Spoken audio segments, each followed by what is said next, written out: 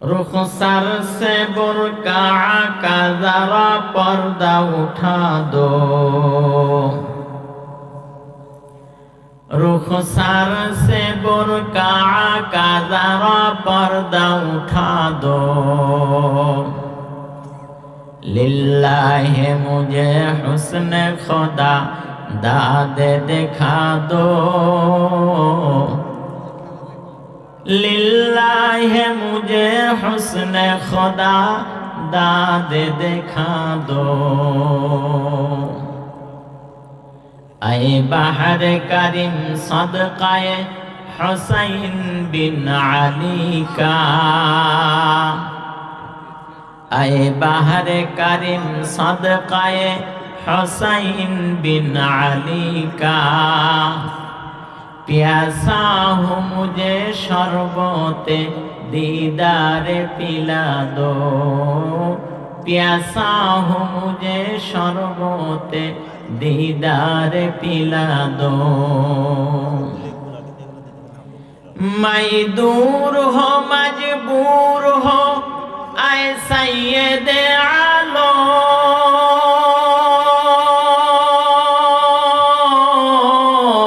मैं दूर हो मजबूर हो ऐ सैयद आलम।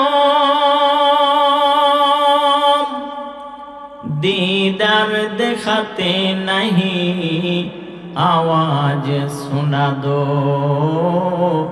दीदार दिखाते नहीं आवाज सुना दो। जगत विख्यात आलेम আল্লামা মুফতি তকি ওসমানী সাহেব তিনি লিখেছেন, এই ঘটনাটা উল্লেখ করেছেন। বাদশাহ হারুন আর রশিদ নামকরণ করে একজন বাদশাহ ছিল। তিনি যেমন বুদ্ধিমান ছিলেন তেমনি তিনি কোরআন ওয়ালা সুন্নাত ওয়ালা বাদশাহ ছিলেন, আমলদার বাদশাহ। এনার স্ত্রী ছিলেন জুবাইদা, জুবাইদাও ছিলেন বুদ্ধিমতী একজন মহিলা। স্বামী যেহেতু পরহেজগার, স্ত্রী কি আর পরহেজগারিনী না হয়ে পারে? আমরা যেমন আমাদের স্ত্রীগুলোও ঠিক সেরকম। কথা কন না কে? কোরআনের কথা, আল্লাহ পাক ভালোর সাথে ভালো নির্ধারণ করে, মন্দর সাথে মন্দ নির্ধারণ করে। এটা কোরআনের কথা। আপনি যদি ভালো হন অবশ্যই আপনার জুরিও আল্লাহ পাক ভালো মিলাবেন, আপনি যদি ভালো না হন আপনার জুরিও ওই রকম মিলাই দেবে। বাদশাহ হারুন আর রশিদ বুজুর্গ মানুষ, ওনার স্ত্রীও বুজুর্গানি। কেতাবের মধ্যে আসছেন হারুন আর রশিদের বাসার মধ্যে 1000 খাদেমা ছিল, যে খাদেমাগুলো হর হামেশা পালাক্রমে ওনার বাসার মধ্যে কোরআন শরীফ তেলাওয়াত করছে। সেফটি সময় ভাগ করা ছিল, তুমি এতটার থেকে এতটা, এরকম ভাবে সব সময়ের জন্য দিবারাত্রি 24 ঘন্টা কোরআনের বাণী ওনার ঘরের থেকে তেলাওয়াত হয়েছে। আমাদের ঘরেও কম না কোরআন শরীফ তেলাওয়াত হয় না? কি কম হয় না? আমাদের ঘরেও হয়, কিছু কিছু ঘরে যে তেলাওয়াত হয়, ওরে বাবা, যদি অসুস্থ বেমারি কোনো রোগ থাকে ও এমনি শেষ, খালি গুডুম গুডুম আছে না? আমাদের ঘরে হলে এগুলো হয়। বাদশাহ হারুন আর রশিদ স্ত্রীকে সঙ্গে করে নিয়ে বিকেল বেলা নদীর কুল ধরে কিনার ধরে একটু হাঁটতেছে, পায়চারি করতেছে। ওই সময় ওই জামানার আরো একজন আবেদ মানুষ ছিলেন, বুজুর্গ মানুষ ছিলেন, আল্লাহওয়ালা মানুষ ছিলেন, তার নাম ছিলেন বাহলুল মজনু। তারে পাগল বলে মানুষ ডাকত। আমরাও অনেক পাগল দেখি নাকি কোন? এই পাগল আর ওই পাগল অনেক কম বেশি আছে। এই বাহলুল মজনু উনি হাতের আঙ্গুল দিয়ে বালুর উপরে একটা ঘর অঙ্কন করতেছে, ঘর আঁকাইতেছে। বাদশাহ হারুন আর রশিদ আগে, স্ত্রী পিছে। আইসা জিজ্ঞাসা করে, বাহলুল কি করতেছো? কয় ঘর বানাইতেছি। ঘর দিয়ে কি করবে? বলে এটা বিক্রি করবো। কয় টাকা দাম? বলে 1 দিরহাম। বাদশাহ হারুন আর রশিদ এনার কথাকে খুব একটা আমলে নিচ্ছে না। পাগল কয় মানুষ, পাগলের কথা সবসময় আমলে না নেওয়াই ভালো। তোমার এই ঘর যদি আমি 1 দিরহাম দিয়ে কিনি আমার লাভ হবে কি? বলে আপনার লাভ হবে, আমি আপনার জন্য দোয়া করব, বিনিময়ে আপনাকে আল্লাহ পাক জান্নাত দিবে। বাদশাহ হারুন আর রশিদ বাহলুল মজনুর এই কথার উপরে খুব একটা কাজ করে নাই। উনি ওনাকে রাইখে সামনের দিকে হাঁটছে। পিছনে স্ত্রী এসে জিজ্ঞাসা করছে, বাহলুল কি করো? ওই একই জবাব দিছে যে ঘর বানাইতেছি। এই ঘর দিয়ে কি করবা? বলে বিক্রি করব। কত দাম? 1 দিরহাম। এটা কিনলে আমার লাভ কি? বলে আমি তার জন্য দোয়া করব, আল্লাহ যেন জান্নাত তারে দান করে দেয়। বিবি জুবাইদা দেরি করে নাই, উনি 1 দিরহাম বাহলুল মজনুর হাতের মধ্যে উঠায় দিছে, বিনিময়ে দোয়া করছে, আল্লাহ বাদশাহ হারুন আর রশিদের স্ত্রীরে জান্নাতের মধ্যে বালাখানা দান করো। আমরাও তো দোয়া করি না, কি কর? আমাদের হুজুরেরা দোয়া করেন। মাহফিলের মধ্যে আপনারা যখন যান, আপনারা দোয়া নেবার জন্য মাথার গাম ফেলে উপার্জিত সম্পদ একেবারে মুক্ত হস্তে দিয়া কোন দোয়া করেন। আমরাও দোয়া করতে থাকি বাজান। অনেকে চিন্তা করে এত দোয়া কই যায়, একটা দোয়ার তো ফল আমি পাই না। কিন্তু আল্লাহর পয়গম্বর বলেন একটা দোয়াও বান্দাবান্দির জন্য মিস যায় না। বান্দাবান্দি যে দোয়া করে প্রত্যেকটা দোয়াই আল্লাহ পাক কবুল করে। প্রত্যেকটা দোয়াই কবুল হয়। কোনটার ফল তৎক্ষণাৎই দেওয়া হয়, কোনটার ফল আমার আপনার কল্যাণের জন্য বিলম্ব করা হয়, কোনটার ফল আল্লাহ পাক দুনিয়াতেই দেন না, মরণের পর হাসরের ময়দানে দিবেন। তবে হাসরের ময়দানে যে দিবেন, এটা পাওয়ার পরে বান্দা আফসোস করে বলবে, দুনিয়াতে একটা দোয়ার প্রতিদানও যদি না দিত, প্রত্যেকটা প্রতিদান যদি আজকে দিত, তাহলে আমি সবচাইতে ভাগ্যবান হইত। এই জন্য দোয়া করে কখনো মাহরুম হওয়া যাবে, নিরাশ হওয়া যাবে না। দোয়া করতেই থাকবো ইনশাআল্লাহ। 2 দিনই ঘোরাফেরার সমাপন করে বাসার মধ্যে চলে গেছেন। রাত্রে ইশার নামাজ সমাপন করেছেন। ওজিফা আদায় করে বাদশাহ বাদশার স্ত্রী দুজনেই ঘুমের মধ্যে চলে গেছেন।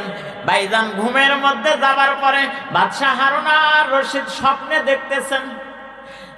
দেখতেছেন যে না, আমার সামনে জান্নাতের প্রত্যেকটা ঘর আমি স্বপ্নের মধ্যে দেখতে পারতেছি।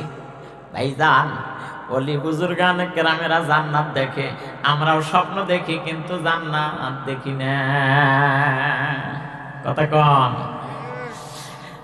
বাদশাহ হারুন আর রশিদ স্বপ্নে দেখে আমি জান্নাত দেখতেছি। প্রত্যেকটা জান্নাতের ঘরগুলি উনি দেখে, জান্নাতের নাজ নিয়ামত গুলা উনি দেখেন। উনি একটা সময় জান্নাতের এই নিয়ামতের উপরে চোখ বুলাইতে নজর করে দেখেন, একটা পাশে সুন্দর একটা কামরা, কামরার একেবারে সদর দরজার মধ্যে লেখা রয়েছে জুবাইদা।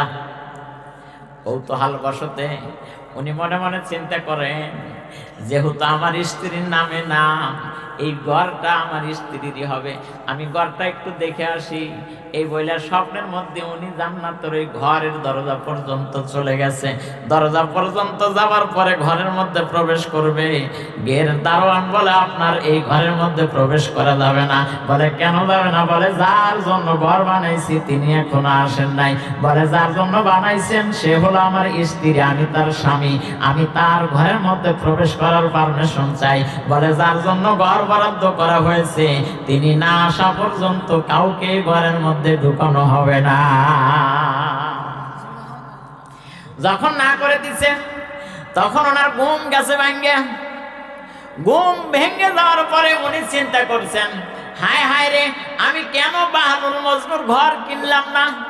যদি ওনার ঘর কিনে ওনার দোয়া যদি নিতে পারতাম, তাহলে আমার জন্য এরকম একটা বালাখানা, এরকম একটা জান্নাতের মধ্যে ঘর বরাদ্দ আমার জন্য থাকতো। যাক, একদিন মিস করছি, আগামীকাল আমি মিস করব না।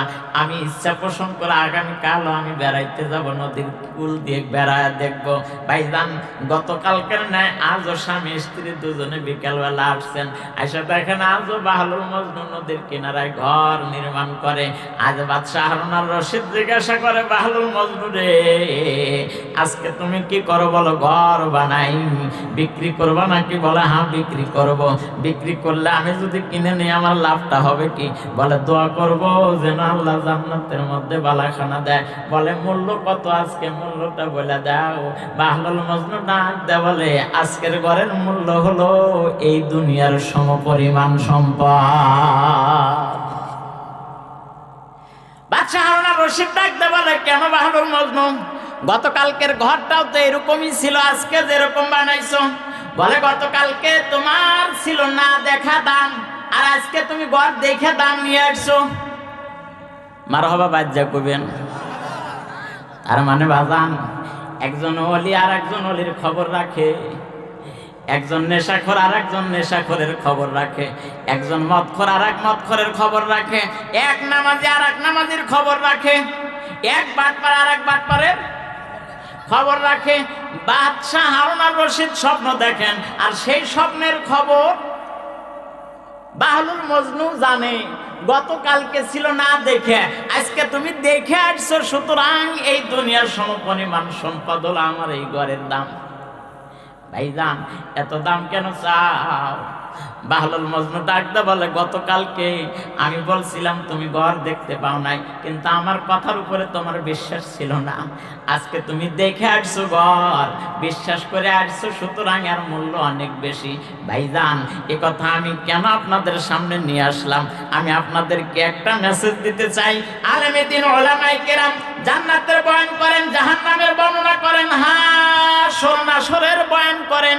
অনেকের ধারণা হতে পারে এগুলা মিথ্যা কথা, বোধ হয় এগুলা কি কোন থেকে নিয়ে আসে বাজান।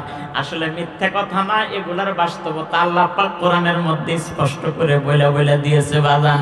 আজকে যদিও বুঝে আসবে না, কিন্তু চক্ষুটা বন্ধ করলে তখন বুঝে আসবে। যখন বুঝে আসবে তখন আর কিছু করার সুযোগ, আর কোনো কিছু করার সুযোগ থাকবে না। এই জন্যে আল্লাহ বলেন, আমি তোমাদেরকে হুকুম দিয়েছি কেবলমাত্র শুধুমাত্র আমি আল্লাহ পাকের ইবাদত করবে, আর কারো ইবাদত তোমরা করবে না। আল্লাহ পাকের ইবাদত করতে পারলে আমার আপনার দুনিয়াতে কল্যাণ হবে, মরণের পরে যেই জায়গার মধ্যে থাকবো জায়গাটা আমার আপনার জন্য সুন্দর হবে। আল্লাহর পয়গম্বর বলেন, আমল করে জিন্দেগি স্থাপন করে যখন কোনো মানুষ দুনিয়ার থেকে কবরের জিন্দেগিতে চলে আসে, আসা মাত্র কবরের মধ্যে লোকেরা রাখে এই কবরটা 3.5 হাত দেখা যায়, কিন্তু মোমেনার জন্য কবরটা চোখের দৃষ্টি সীমা পর্যন্ত প্রশস্ত হয়। মুসলমান ভাইজানেরা আমার, বাবাজিরা আমার, তাহলে 1 নাম্বার আমল হলো ইবাদত করব কার? ইবাদতের অনেক সংখ্যা আছে বাজান, ক্রমিক নম্বর দিয়ে বলতে গেলে অনেক সময়ের দরকার। আপাতত এতটুকু ধরে নেন, কেবলমাত্র শুধুমাত্র ইবাদত পাওয়ার উপযুক্ত মালিককে। আরো জোরে কন কে? জোরসে বলেন কে? জোর হয় না কে? পাওয়ার বাড়ান লাগবে, আর কিছুদিন পরেই তো বিজয়ী মিছিল হবে, বুঝলেন না কে? মুসলমান ভাইজানেরা আমার, বাবাজিরা আমার, 2 নাম্বার আমল, 2 নাম্বার ফরমান রব্বে কারীম ঘোষণা করছেন, ইল্লা ওয়াবিল ওয়ালিদাইনি ইহসানা। 2 নাম্বার হুকুম আল্লাহ পাক আমাকে আপনাকে দিয়েছেন। এই 2 নাম্বার হুকুম সাধারণত সন্তানদের প্রতি অর্পণ করেছেন, সন্তানদের উপরে ফরমান জারি করে দিয়েছেন, ও সন্তানেরা খবরদার পিতামাতার সাথে কখনো রূঢ় ব্যবহার করবে না, তাদের সাথে কঠোর আচরণ দেখাবে না, তাদের সাথে সৌজন্য ব্যবহার করবে, ছোট ছোট করে কথা বলবে, এহসানমূলক কথা বলবে। তাদের সাথে ছোট ছোট করে কথা বলা, তাদের সাথে ভালো ব্যবহার করা, এটাও আমার আপনার জন্য ইবাদত। আল্লাহ পাকের হুকুম মানা, সুতরাং মা বাপের সাথে ভালো ব্যবহার করা, এটা কার অর্ডার? আরো জোরে বলেন, কার অর্ডার? বর্তমান সময়ে মা বাবার সাথে আমার আপনার যেমন তেমন ব্যবহার হইতে পারে, কিন্তু শ্বশুর শাশুড়ির সাথে ভালো ব্যবহার করতে আমাদের কোনো রকমের ভুল হয়। কোনো রকমের ভুল হয় না। আমি কথা বলতেছি না যে শ্বশুর শাশুড়ির সাথে খারাপ ব্যবহার করা লাগবে, কথা আমি বলতেছি না বাজান। যে যে জায়গার মধ্যে আছে প্রত্যেকের আপনার হক রয়ে গেছে, প্রত্যেকের হককে নিবারণ করা আপনার উপরে দায়িত্ব। বাজান, আত্মীয়র হক আপনি পালন করবেন, ভাই হয়ে বোনের হক পালন করবেন, একজন বাবা হয়ে সন্তানের হক পালন করবেন, সন্তান হয়ে বাবার হক আদায় করবেন। এটাই হলো ইসলামের সিস্টেম, এটাই হলো ইসলামের সৌন্দর্য। আপনি ইসলাম মুসলমান মনে করেন, কিন্তু মুসলমানের কাজ আমি আপনি করতে রাজি না। এই যে বর্তমান সময়ে বাজার নির্বাচনকে কেন্দ্র করে সারা দেশের মধ্যে এক একজন নেতা এক এক রকমের একেবারে জুরি নিয়ে বসছে, আমি হ্যাম করে দেব, ত্যান করে দেব। কথা কন নাকি? যে যেরকম পারে, যেরকম বলতে পারে, সে সেরকম করে বুলি আওড়াইতেছে। কিন্তু নির্বাচনে জেতার পরে তো আমরা ঘোড়ার ডিম পাই। কথা কন নাকি? নির্বাচনে জেতার পরে আমরা ঘোড়ার ডিম পায় থাকি বাজান। আমি ওই দিকে আলোকপাত করতে চাই না, আমি শুধু এতটুকু আপনাদেরকে ধারণা দিতে চাই। মানুষকে মনোরঞ্জন করবার জন্য, মানুষকে কাছে নেবার জন্য অনেক রকমের আদার দিয়ে দিচ্ছে। এই আদারগুলা খাওয়ার আমার বর্ষির মধ্যে তোমরা ঢুকে পড়ো। এ মুসলমান ভাইজানেরা, আমার বাবাজিরা আমার, মুসলমান তো সে আদারে বিশ্বাসী। মুসলমান হলো সে দিনেও যেমন অন্ধকারেও তেমন। দিনের শুরুটা হুজুর আর রাত্রের শুরুটা হলো গুজুর গুজুর। কথা কয় না? দিনের বেলায় সুন্দর ব্যবহার আর রাতের বেলায় পেটনি, আছে না ভাইজান? বক্তা তো ভালো ওয়াজ নসিহত খুব করে, কিন্তু কাজের বেলায় তো খুঁজে পাওয়া যায় না। মুসলমানের প্রশংসা করে উপায় নাই বাজান। আল্লাহ রাব্বুল আলামিন স্পষ্ট করে মুসলমানদের কথা ব্যক্ত করেছেন। দুনিয়ার জিন্দেগিতে মুসলমানরা হলো শ্রেষ্ঠ জাতি। এই জাতির মধ্যে কোনো ভয় নাই, কোনো ডর নাই, কোনো মিথ্যা নাই, কোনো ছলছাতুরি নাই।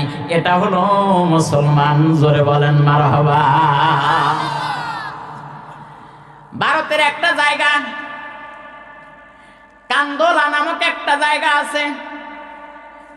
এই জায়গাটার একটা জায়গার মালিক হলো মুসলমান, একটা জমির মালিক মুসলমান। খুব খেয়াল করেন, একটা খণ্ডের জমির মালিক হলো মুসলমান, কিন্তু মুসলমানও এই জমির মালিক দাবি করে, আবার হিন্দু এই জমির দাবি করে।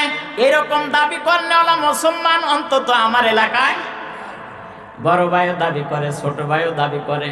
কয় বাবা আমারে দিছে, ছোট ভাই কয় না আমারে দিছে, বোন কয় তোদের অজান্তে বাবা আমারে দিয়ে গেছে। কথা কন না কেন? এই জমিটার মালিক হিন্দু দাবি করে, মুসলমানও দাবি করে। এই নিয়ে মোটামুটি একটু কেওয়াজ লেগে গেছে, মামলা মোকদ্দম পর্যন্ত হয়েছে। মুসলমান মনে মনে বুদ্ধি করতেছে, আমি এ জায়গায় একটা জিনিস তৈরি করব, এলাকার মানুষ তাহলে আমার সাপোর্টারে আসবে। উনি বুদ্ধি করে বলছে, এই শোনো লোক সকলেরা, এই জায়গার মালিক যদি নিতান্ত আমি হতে পারি, তাহলে এই জায়গার মধ্যে আমি মসজিদ বানায়া দেব। কি বানায়া দেব? এরা ফস করেই কইলেন সুবহানাল্লাহ। পরের জায়গায় মসজিদ বানায় আপনি সুবহানাল্লাহ কোন দুঃখে? হ্যাঁ, মুসলমান ভাইজানেরা আমার, বাবাজিরা আমার, এ নিয়ে অনেক কথা আমি ওদিকে আপনাদেরকে যাব না। মুসলমান কেমন হওয়া দরকার আমি এটার একটুখানি মেসেজ আপনাদেরকে দিয়ে যাই বাজান। ছোট্ট করে একটু বলে দেই, আল্লাহর বান্দা মুসলমান মানুষ যখন এই অর্ডার যখন জারি করছেন, এই হুকুম যখন জারি করে দিচ্ছেন, যদি জায়গাটা যদি আমার রায় চলে আসে, আমি জায়গার মধ্যে মসজিদ নির্মাণ করে দেব। এলাকাবাসী গ্রামবাসী সব মুসলমানের পক্ষে হয়ে গেছে। ভালো মন্দ দেখার দরকার নাই, যে দৈনিক রাইতে টাকা বেশি দেয় তার স্লোগান বেশি হয়।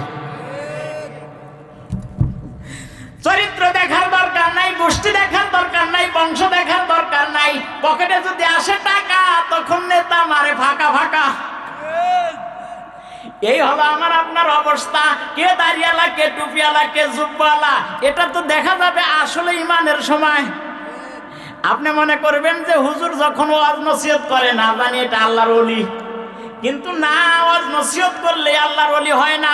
অনেক দিন মজুরি কৃষক মানুষ আছে যেনাদের সম্পর্কে দুনিয়ার কারোর সাথে নয়, সম্পর্ক কার সাথে? আল্লাহর সাথে সম্পর্ক তৈরি করে ফেলেছে। এ মুসলমান ভাইজানেরা, আমার বাবাজিরা আমার, আপনারা একটুখানি ধৈর্য ধরেন, আমি সময় মতো একেবারে আপনাদের সব কিছু নিয়ে নেব।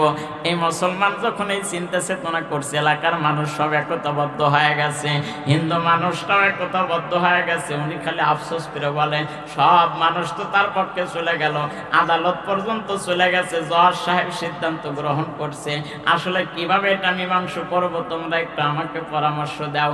উভয় দলের জ্ঞানী গুণী ব্যক্তিবর্গরা বলছেন, শোনেন, আপনি পরামর্শ দেওয়ার আগে আমার এলাকার মধ্যে একজন প্রবীণ মুরব্বী আছে, যিনি আমাদের অনেক আগে তার জন্ম বয়োজ্যেষ্ঠ মুরব্বী। আপনি যদি ওনার থেকে সাক্ষ্য গ্রহণ করেন তাহলে উনি সঠিক সাক্ষ্য দিতে পারবে। কারণ কার সম্পদ এটা, মুসলমানের সম্পদ নাকি হিন্দু মানুষের সম্পদ, উনি ভালো বলতে পারবে। আপনি বিনয় করে, আপনি মেহরবানি করে ওনাকে আপনি সাক্ষী মানেন। জজ সাহেব বলে, ওনাকে যদি সাক্ষী হিসেবে মানি তাহলে তোমরা কি মানতে রাজি আছো? মুসলমানরাও কয়, হ্যাঁ, উনি যে রায় দিবে, যেটা বলবে আমরা ওটা মানতে রাজি। হিন্দু মানুষটাও কয়, উনি যেটা বলবে সেটা আমরা মাইনে নিতে রাজি। খুব খেয়াল করে, যিনি সাক্ষী দিবে উনি হলো মুসলমান। খুব খেয়াল করে, শুধুমাত্র কেবলমাত্র মুসলমান নয়, তদনীন্তন সময়ের একজন মুহাক্কিক আলেম, বড় মাপের একজন আলেম, ওই আলেমের নাম ছিলেন হলো মুফতি ইলাহি বক্স কান্দলবী রহমাতুল্লাহি আলাইহি। তদনীন্তন সময়ের সবচাইতে বড় একজন আলেম ছিলেন। এই বড় আলেম, উনিকে মুসলমানরাও সাক্ষী মানছে, হিন্দুরাও সাক্ষী মেনে নিছে। উনি জজ সাহেবের সামনে আদালতে যে আর কথা বলবে যে এটা মুসলমানের, তাহলে সব মানুষ এক বাক্যে মেনে নিবে এটা মুসলমানের। যদি মেয়েদি বইলা দেয় যদি হিন্দু মানুষের, তাহলে সব মেনে নিবে হিন্দু মানুষের। এনার উপর কথার উপর মেসেজ করে আগামী একটা দিন নির্ধারণ করা হবে, ওনারে তোমরা সাথে করে নিয়ে আইসো। নির্দিষ্ট দিন ক্ষণ সময় যখন গুনিয়ে আসছে, মুসলমানরা তো খালি কেতলায় বেরিয়েছে যে সাক্ষী হলো আমাদের, জমিটাও আমাদের। কথা কন, কারণ যিনি সাক্ষী দেবে উনি হলো আমাদের লোক।